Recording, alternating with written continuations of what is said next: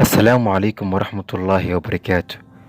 Orahaha iyo hadallada ay ka tageen dadka saamaynta ku lahaa noloshan waa shidaal ay dad badan ku dhaqaaqi karaan, waana arrin muhiim ah, waana xikmado iyo oraho muhiim ah.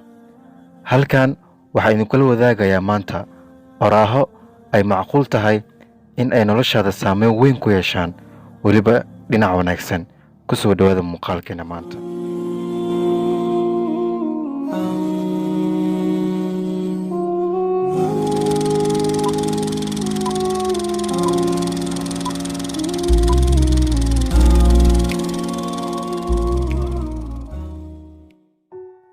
If you fail, never give up, because fail means first attempt in learning.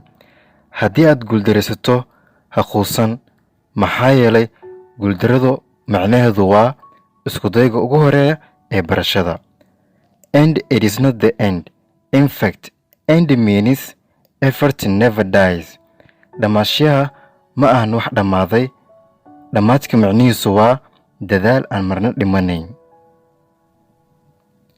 If you get no answer, remember no means next opportunity. Haddii aad hesho sida jawaabta maya, xasuuso maya macnaheeda inay tahay jaaniska xiga. Don't despair and never lose hope, because Allah is always by your side. Ha quusan, marna ha weynin rajada, maxaa yeelay Ilaahay mar walba waa dhankaaga.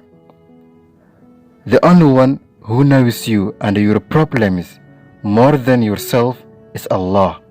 Midka keliya kaasoo ku og iyo dhibaatooyinkaaga in ka badan naftaada waa Allah subxaanahu wa ta'ala. The only one who knows what is truly best for you is Allah.